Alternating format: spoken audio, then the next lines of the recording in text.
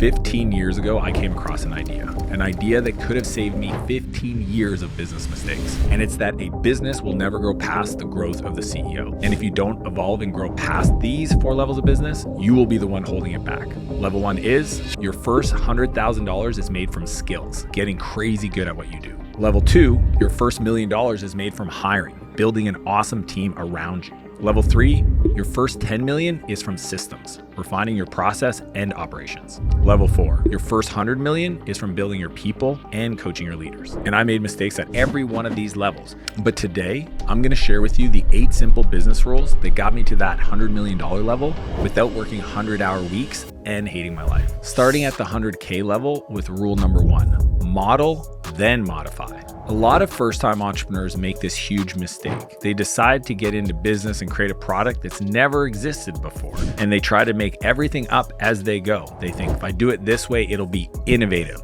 The problem is, if you don't understand why certain things are done a certain way, then you're gonna fail. It's like learning to play a guitar. You don't start by writing songs. You start by playing other people's music to understand how the notes work with each other. If you don't find a blueprint that's worked before to give you that foundation, then adding innovation on a sloppy foundation will only fail. So here's what you got to do. Find the people who have what you want and do what they did. One of the biggest mistakes people make is thinking they have to be unique to win. Even today, at 100 million in revenue per year, I still call people to get advice on how to start something new because they've been there, they've done it, and I can usually get there 3 to 5 times faster copying somebody else's process and trying to make it up myself. But now that you're up and running, your attention will get sucked into new problems. But before I share rule number 2, we've got a goal of hitting 1 million subscribers. So if you haven't already, take a second to hit subscribe. Which brings us to rule number 2.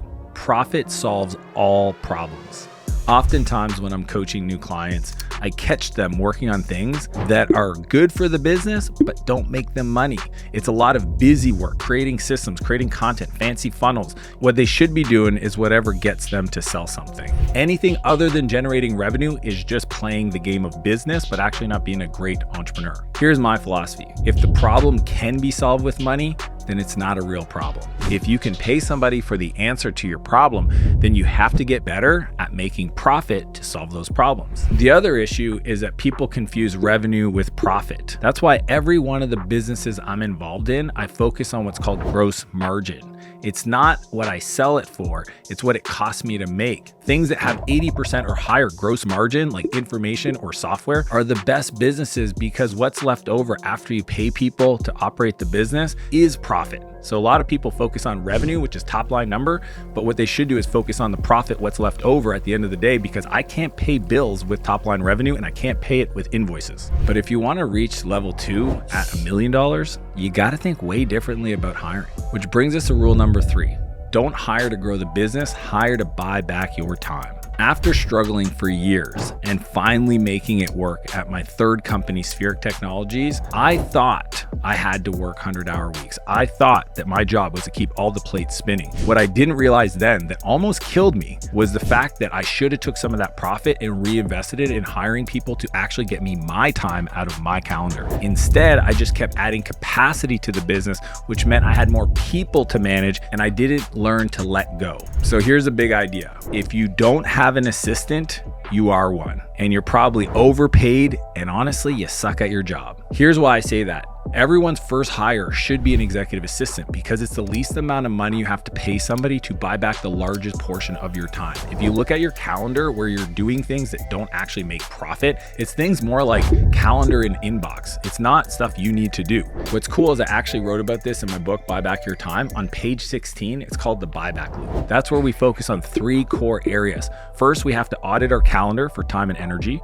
Number 2, we got to take the things that are taking our energy that we don't want to do, transfer it to somebody else. That's usually your executive assistant. Then we want to fill our time up with things that make us more money that we can charge for right now, or go learn new skills to up level our abilities to grow the business. If you're struggling trying to figure out what you should give your assistant, then just find me on Instagram and message me the word YouTube EA, and I will send you my internal executive assistant playbook that has the principles, the process, the agenda. It is the most complete system out there, and it's my gift to you for free. But having the right people can make or break your business. Which brings us to rule number 4, culture over cash. A long time ago, I was operating my business and everything was going great until I realized I had people I was working with that weren't aligned with my vision. It got me so upset that after weeks of feeling like I was starting to hate interacting with my team members, I decided to do something crazy. I went into Slack and wrote this post. This is the vision I'm after. These are the kind of people that are going to support that vision. If for whatever reason you don't feel aligned with that,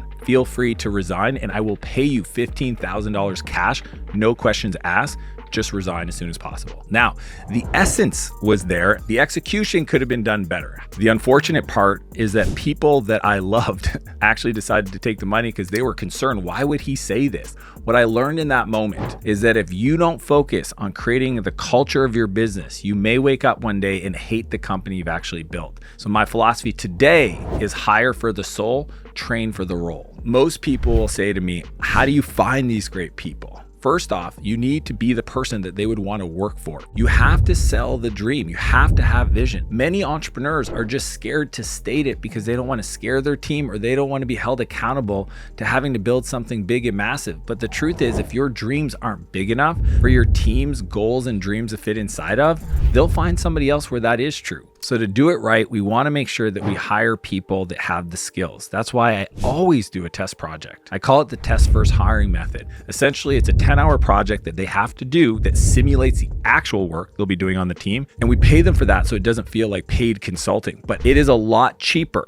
to pay somebody for a test project than to make a bad hire. The other thing I like to do is to interview people in person. Recently, I was hiring a revenue leader and he was like Mr. Chad, Mr. Success, sales guy, led teams. And we went on a hike. And within 3 minutes, he couldn't keep up. And I was curious to see if he would try to keep up. And unfortunately, a third of the way up, he started falling back. He fell back into the arms of my general manager, who then dropped him again. So if you think that somebody that's going to be the head of revenue can't fight to keep up to the CEO of the company or to the general manager who's involved in hiring him, that person was never going to succeed in our culture. But this next one will save you years getting to the $10 million level. Which brings us to rule number 5, DRY, which stands for don't repeat yourself. I first learned this concept in my teens as a software programmer, because anybody that's ever written code knows that the best code is dry. I also take this philosophy and apply it to my life and my business, where if I make a decision, I want to make it once and never repeat myself. Doing it twice just makes the whole business slow and inefficient. So one of the core principles for me is principles versus process. See, everybody knows what a system or a playbook, a checklist looks like, but what if you go one level above and think about what's the principle that drives that outcome? What's the philosophy around the work? Teaching people how to think in principles is more scalable because then they'll have a framework to look at their work that applies to multiple different areas. The other idea is I like to use budgets and allocate amount of money that I'm willing to spend per year, per month on different things. On a personal level, I might have a travel budget. On a business level, I might have a marketing budget. That way the team can operate within that and they never have to come to me asking for approvals for every little decision. They know what their budget is, they operate within it, and then that way I make the decision once at the beginning of the year or the quarter and never again. It saves me so much time. If you're the bottleneck because you haven't created the principles or the budget for people to operate within, you'll always hit the complexity ceiling in revenue and never get to 10 million. But without this next one, you won't actually know if your processes are getting results. Which brings us to rule number 6, what you measure expands. So often I have people message me because we've added 3 million followers in the last year on our social media, and they ask me how we did it. My only question to them is, how many followers have you had in the last day? What are your views in the last day?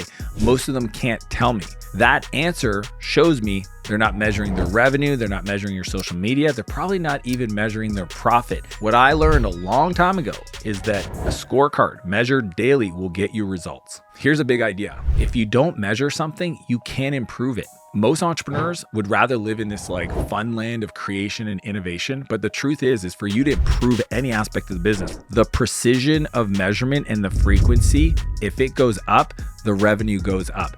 That's why for me, it's all about being visible. I have it on dashboards all over the office. We have spreadsheets at full access. We even have these things called sensor. Think about like a water sensor in your basement of a house. If it goes off, it shuts off the water so you don't flood your whole basement. We do this for every department in our business so that if there's an issue with a customer or a funnel, it catches it early so that we can address it, fix it, and then turn back on the traffic. If you don't do this, the time between an issue happening and you finding out is so long that it costs you time and energy. What you want to do is figure out what are the 5 to 7 metrics you need to monitor in your business and then put those up on a screen, put it where everybody can see it, because what that does is it brings attention to it, or I like to say sunlight. And what happens with sunlight, it sanitizes all problems. It fixes things before they ever become an issue. But the path to 100 million will only happen if you build leaders, which brings us to rule number 7, teach, don't tell. When I was in my 20s, I used to run around and tell people what to do. The problem is that created a bunch of people that sat back waiting to be told what to do. So if I didn't show up that day because I was busy with clients, nothing in the business moved forward. What I've learned since then is a completely different process. And the big idea behind this is your ability to scale depends on your ability to work through people. So the old way, where I was the bottleneck, is a thing called transactional leadership. What I used to do is I tell people what to do, I check that they got done, and then I told them what to do next, which sounds logical. That's how my boss did it with me when I started off. But a better way is what's called transformational leadership, and that transformed my whole business. I start with outcomes where I'm clear about the vision or how this thing gets done and it feels complete.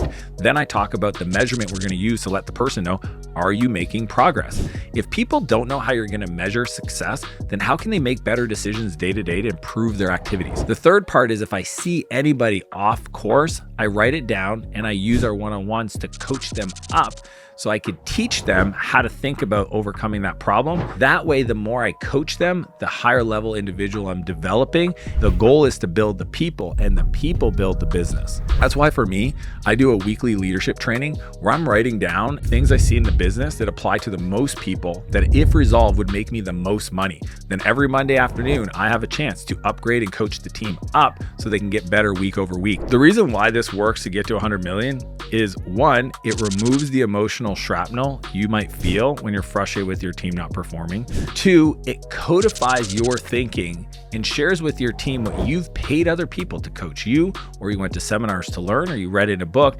It allows you to take that and transfer it to them so they can feel like they're learning. And 3rd, when your team feels like you're investing in them, they will show up excited, growing, learning how to use these new skills you've taught them. But you don't even get close to 100 million if your team isn't motivated. Which brings us to rule number 8, dream for your team. Recently, I was on a call with one of my private coaching clients and I asked them, tell me specifically what your executive leaders want to achieve in their life over the next 5 years.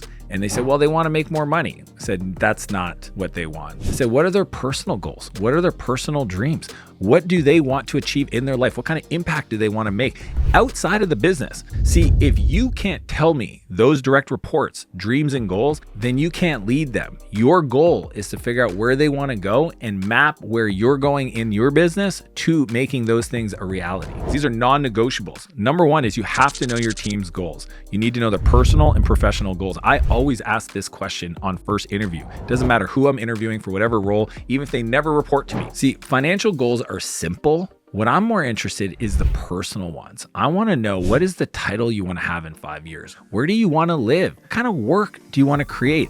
If I can get you clear on that and connected emotionally, then everything else gets so much easier because you'll be intrinsically motivated to push yourself forward. Then you have to map their goals to the work they're going to do in your company. That way they'll be motivated to do the work, to expand, to grow, so that they can get ready to maybe do their own thing someday or get in a position where they can grow. And I also believe how you lead is how you will teach your leaders to lead. And the best thing you can do is not only do this for your leaders, but encourage them, invite them to ask their team. If everybody on the teams know what everybody else want to do, personal and professional, where they want to end up, they will just feel like a cohesive unit building and creating their future together.